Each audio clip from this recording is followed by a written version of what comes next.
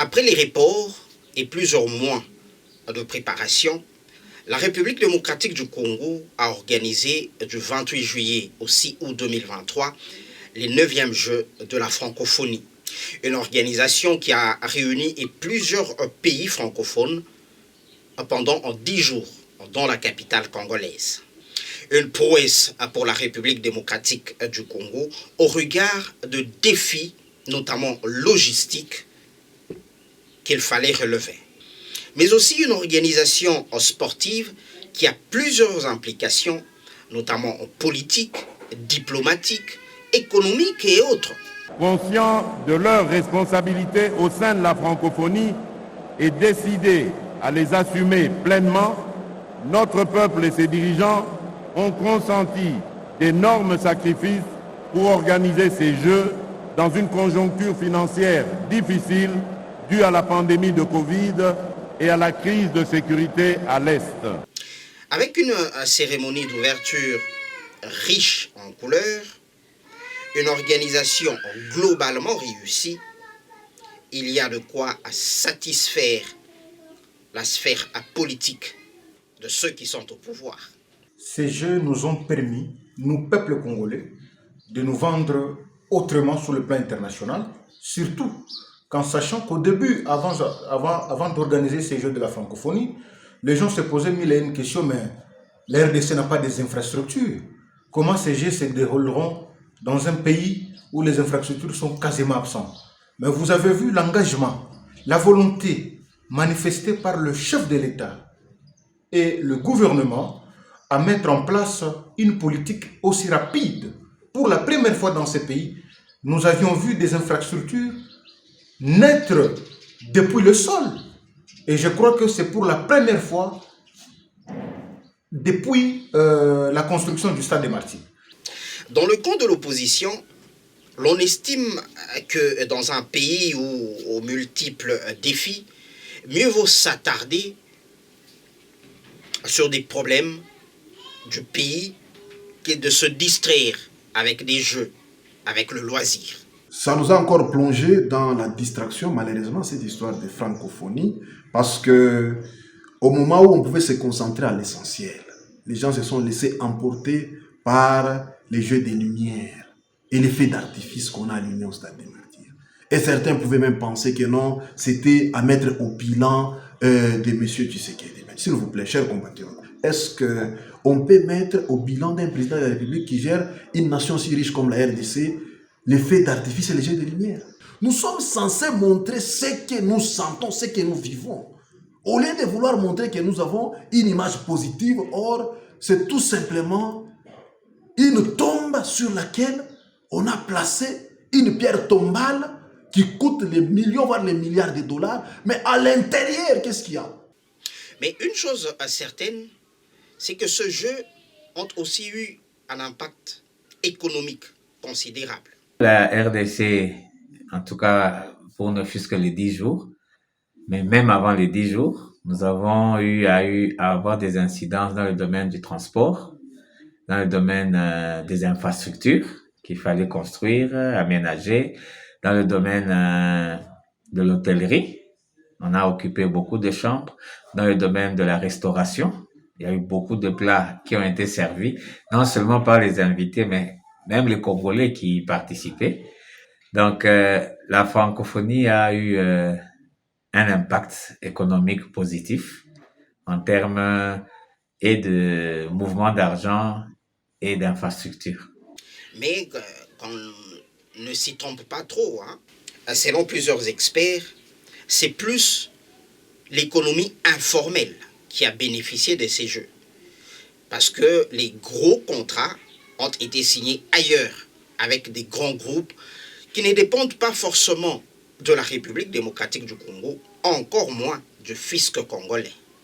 On a ouï dire que la plupart des contrats, des gros contrats, soit ont été signés avec l'étranger, ou ont été faits avec les grosses entreprises que l'État ne maîtrise pas. Et le petit rien, c'est ce que l'informel a essayé de récupérer en termes de transport, en termes de vente d'eau, en termes de vente des sucreries, ainsi de suite là. Mais le gros des affaires, ça a été fait à un niveau élevé. Revenons alors sur l'objectif principal de ce jeu, c'est-à-dire la prestation des athlètes, notamment des athlètes congolais, pays hôtes. Ça a été un tout petit peu mitigé parce que quand on regarde les 5 médailles en or raflées lors de ces Jeux de la francophonie, on va se rendre compte tout de suite que les sportifs, pour la majeure partie, ce sont des médailles un peu qui ont été dans les ordres, je crois, de la lutte seulement. En fait, c'est les 2 médailles d'or raflées. D'ailleurs, c'est historique pour la RDC, pour la toute première fois que le pays organise une compétition comme les Jeux de la francophonie ou encore participe aux Jeux de la francophonie en général depuis l'histoire, qu'on parvienne à rafler au moins des médailles en or. Donc quand on parle des sports collectifs, on a vu un peu des déculottés en football, en basket. On n'a pas vu vraiment une équipe de la RDC assez solide pour pouvoir, n'est-ce pas, bien représenter le pays, alors qu'il y a eu des préparatifs qui ont été faits, notamment le tournoi Fatih Cup en termes de football avec les jeunes de moins de 20 ans. Ils ont participé à ce tournoi-là pour préparer les Jeux de la francophonie qui devaient débuter à Kinshasa. Mais malheureusement, ça a été pas vraiment comme attendu ou souhaité par plus d'un analyste sportif. En tout cas, c'est le cas de le dire, si l'organisation a été impeccable, sur le plan sportif, les athlètes congolais n'ont pas été à la hauteur. Dans une certaine mesure, ils ont même fait piètre figure dans certaines disciplines.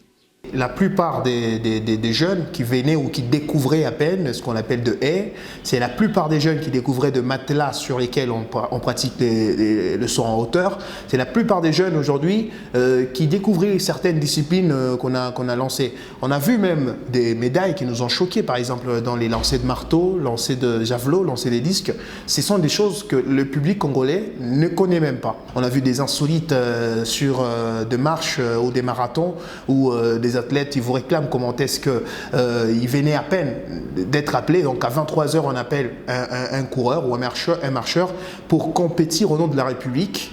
Alors que lui n'était même pas préparé, il n'était même pas au courant en fait qu'il devait être choisi. Mais non, on se pose des questions. Est-ce que ces athlètes-là, ce sont des athlètes professionnels ou ce sont des gens seulement qu'on voit peut-être chaque matin en train de courir sur les rues? Et d'aucuns estiment que la République démocratique du Congo doit capitaliser sur les infrastructures héritées de l'organisation de 9e Jeux de la francophonie, en commençant par le président de la République lui-même.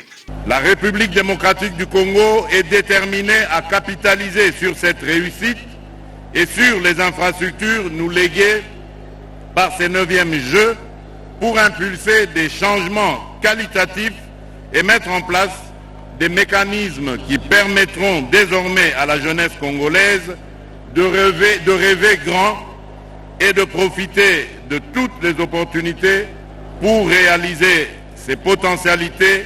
Et on peut même rêver plus grand. On ne regrette pas les millions. Les millions ne sont pas jetés par la fenêtre, bien au contraire.